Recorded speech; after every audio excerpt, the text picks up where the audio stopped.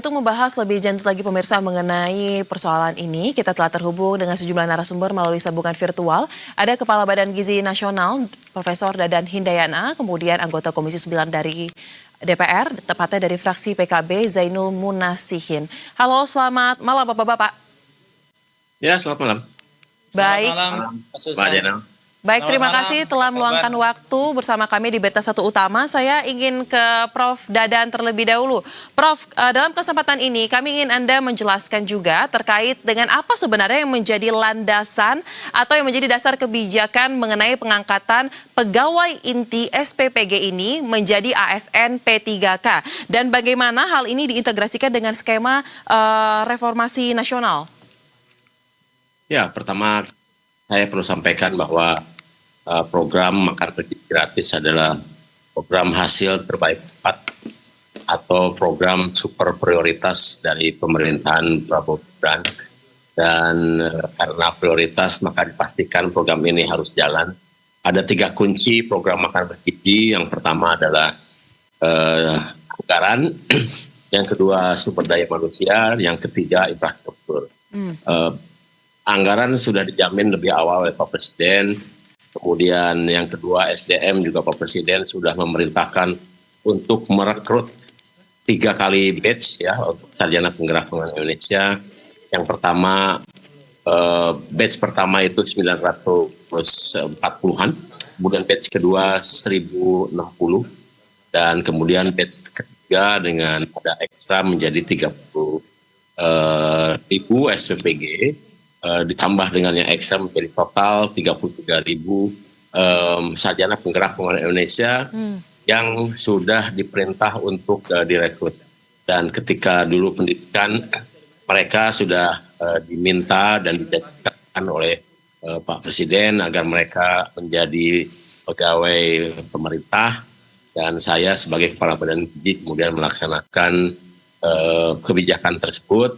Dan alhamdulillah untuk batch SPPI batch 1, batch 2 dengan pegawai internal Badan Gizi sudah menjadi P3K pada tanggal 1 Juli 2025 sebanyak 2080. Dan kemudian kita melakukan rekrutmen dan sekaligus juga membuka kesempatan kepada 750 orang secara terbuka, sehingga pada tahap kedua ini kita melakukan pendaftaran dan juga tes banyak 32.000 dan seluruhnya sudah selesai karena itu dilakukan pada bulan Desember, dan saat ini mereka sedang mengisi melengkapi proses administrasi untuk kemudian nanti per tanggal 1 Februari mereka akan menjadi pegawai pemerintah dengan perjanjian kerja.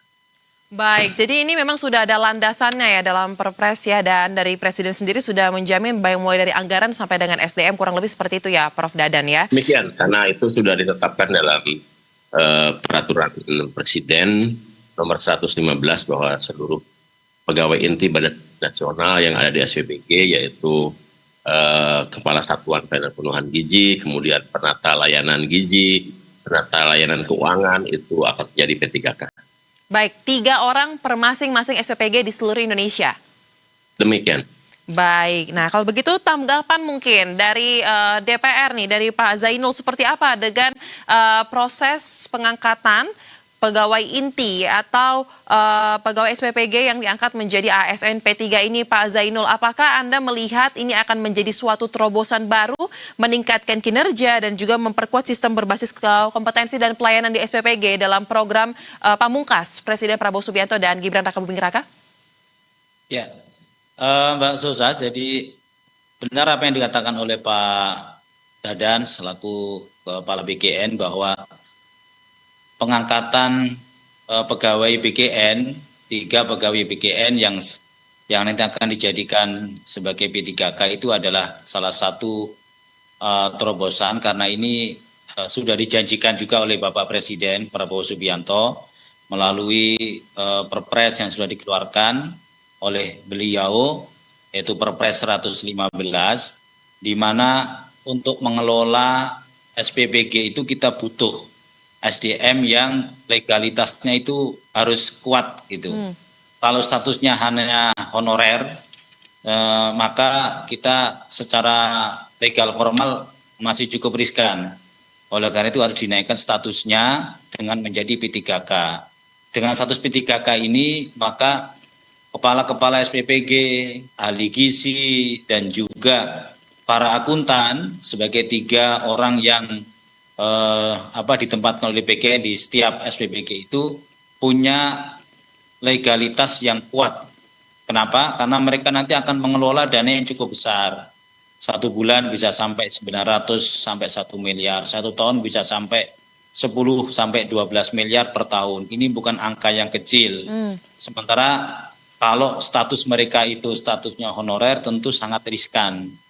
Sekaligus untuk memberikan ruang kendali bagi BGN agar lebih kuat untuk bisa bagaimana 3 pegawai yang ditempatkan oleh BGN ini benar-benar bekerja sesuai SOP dengan tanggung jawab yang penuh, dan jika ada masalah-masalah BGN bisa mengambil tindakan ya secara tepat karena status mereka adalah status P3K yang terikat kontrak dengan sangat jelas seperti itu.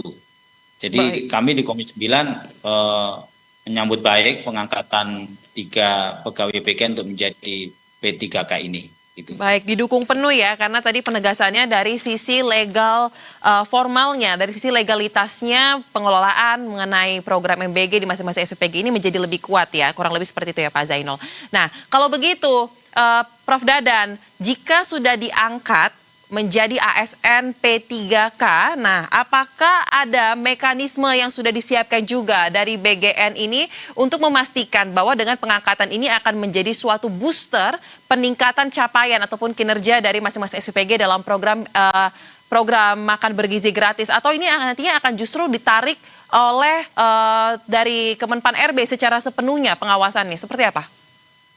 Ya gini, mereka kan menjadi ASN dan itu terikat dengan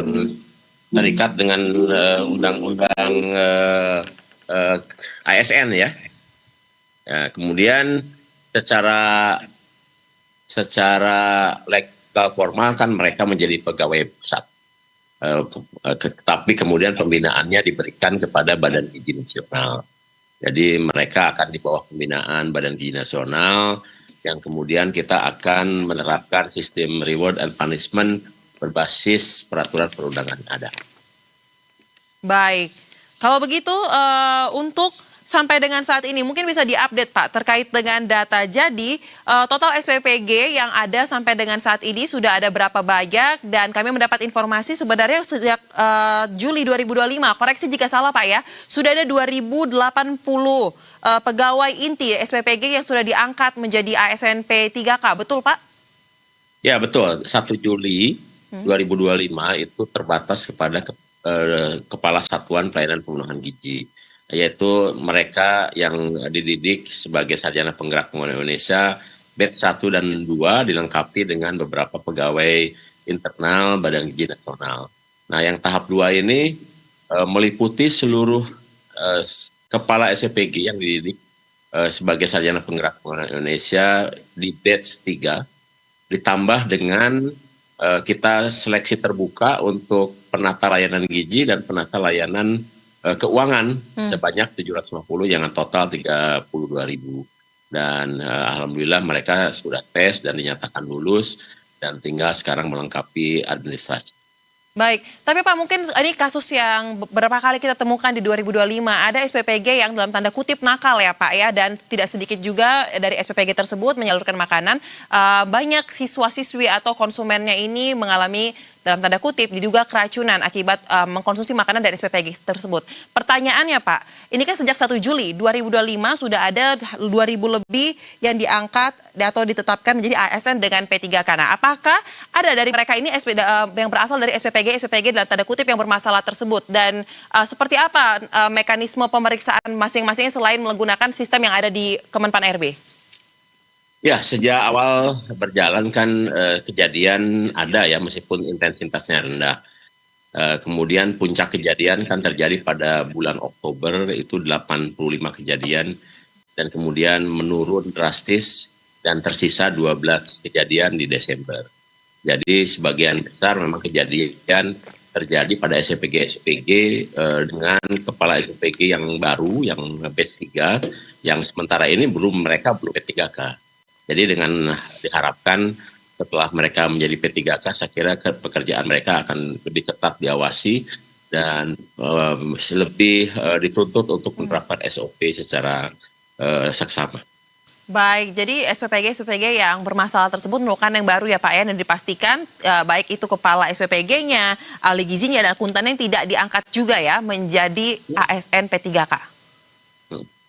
Ya, mereka kan sementara kejadian selama bekerja ini belum P3K dan itu ada beberapa kelalaian yang dilakukan dan saya kira setiap kelalaian yang ada terus kemudian kita lakukan investigasi, analisis dan juga ada sistem evaluasi di mana SPPG tersebut kita hentikan dulu operasionalnya untuk mereka memperbaiki diri dan setelah kemudian kembali mereka sudah menunjukkan performa yang baik dan melengkapi seluruh SOP yang dituntut, baru mereka dibolehkan untuk operasional kembali. Dan perlu diketahui bahwa sebetulnya di bulan Desember itu SPPG yang operasional sudah 19.188 dengan tingkat kejadian 12. Saya kira bagian besar atau mayoritas itu melakukannya dengan baik. Ada sebagian kecil yang memang masih lalai. Baik. Nah, kemudian kalau begitu dari sisi DPR sendiri, bagaimana nih Pak Zainul agar terkait dengan peningkatan status dari pegawai inti masing-masing SPPG ini bisa juga menjadi hal yang terukur Pak, baik itu secara mekanismenya atau kinerjanya ya nih ya, evaluasi juga bisa ditingkatkan. Apa yang menjadi catatan mungkin dari Komisi 9 DPR untuk hal ini? Ya, saya ingin mulai dari ini dulu. Aparatur sipil negara ASN itu kan ada dibagi dua, ada PNS pegawai negeri sipil dan yang kedua adalah P3K. Nah, dua ASN ini itu memiliki hak dan kewajiban yang berbeda. Kalau yang honorer itu kan non ASN ya, dia bukan aparatur sipil negara. Dengan status para kepala SPPG, ahli gizi dan juga akuntan yang sekarang sebagian besar masih statusnya adalah honorer, belum P3K itu, maka itu sangat riskan. Kenapa? Karena kalau honorer itu mereka tidak punya kepastian, tidak punya perlindungan. Tapi karena status seperti itu, maka seluruh kewajibannya juga menjadi sangat longgar. Nah, dengan menjadi P3K itu melekat, hak dan kewajiban P3K itu melekat di seluruh 3 pegawai BGN yang sekarang ada di masing-masing SPPG itu. Melekat apa? Melekat hak dan kewajiban dia sebagai aparatur sipil negara atau ASN. Jadi gajinya juga melekat, ya kan? Tunjangannya melekat, tapi sekaligus kewajibannya juga melekat. Contoh misalnya mereka nggak bisa sembarangan, kemudian memutuskan berhenti bekerja, pindah lokasi dan sebagainya. Termasuk juga kalau terjadi penyelewengan, sanksinya dari BGN jauh lebih kuat. Kenapa? Karena status mereka adalah P3K. Jadi ini memberikan semacam kepastian baik bagi 3 pegawai BGN yang ada di SPPG ini dan juga memberikan kepastian bagi BGN untuk mengambil langkah-langkah yang lebih taktis, lebih strategis menyangkut soal pengembangan SDM yang ada di masing-masing SPPG. Apalagi saya tadi sampaikan mengelola anggaran yang cukup besar. Masa anggaran tahun 12 miliar dikelola oleh pegawai honorer, kan pasti riskan. Itu pasti riskan. Jadi ini justru akan meningkatkan kinerja para pegawai BGN, terutama untuk 3 pegawai BGN utama yang ada di masing-masing SPPG. Seperti itu. Istilahnya gini, ketika Anda sudah dikasih reward yang luar biasa, maka Anda juga harus bekerja luar biasa. Dan ketika Anda tidak berkinerja, maka juga ada sanksi dan punishment-nya. Jadi seimbang gitu, Mbak. Baik. Itu sih memang yang menjadi harapan kita ya, agar kesadaran ini dimiliki oleh masing-masing mereka yang memang memiliki privilege menjadi ASN P3K sebagai pegawai inti dari SPPG tersebut. Nah, kalau begitu saya juga ingin memberikan kesempatan bagi Prof. Dadan selaku Kepala BGN nih Prof, kita tidak bisa menapik juga ya Prof ya terkait dengan pengangkatan pegawai inti SPPG ini menjadi ASN P3K menjadi pembicaraan juga di ruang publik. Nah, salah satu yang kami soroti juga adalah ada yang membandingkan, kegelisahan masyarakat membandingkan terkait dengan proses pengangkatan ASN P3K di SPPG atau di program MBG ini dengan di program yang lain, sebut saja yaitu terkait dengan guru honorer. Nah, mungkin Anda bisa memberikan tanggapan juga dalam kesempatan ini terkait dengan isu atau polemik tersebut, seperti apa? Ya, begitu. Saya fokus pada tugas pokok fungsi saya. Dan ketika Presiden mengeluarkan kebijakan dan menjadikan program makan bergizi menjadi program hasil terbaik cepat dan super prioritas, maka seluruh program harus dijalankan sebaik-baiknya dan tentu saja seluruh petugas yang ditugaskan di lapangan harus dijamin kehidupannya, termasuk kepastiannya minimal 5 tahun ke depan sebagai ASN.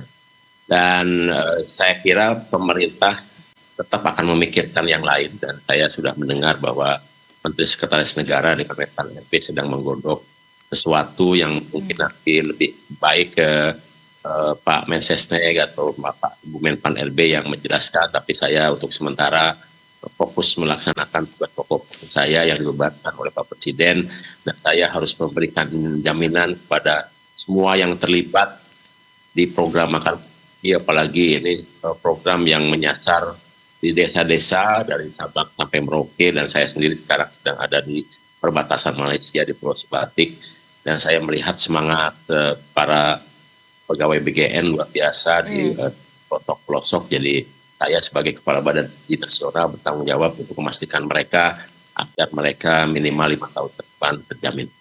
Baik, kalau begitu kita akan kawal terus ya terkait dengan pelaksanaan program MBG dan diharapkan tadi seperti kata Pak Zainul, masing-masing individu yang terpilih ini bisa meningkatkan kinerjanya, memiliki rasa tanggung jawab yang lebih untuk menjalankan amanat dari program ini. Terima kasih untuk diskusi yang menarik Prof. Dadan dan juga Pak Zainul. Salam sehat, selamat kembali beraktivitas. Terima kasih. Terima kasih. Pak Zainul. Terima kasih. Prof, terima kasih Prof. Sama-sama.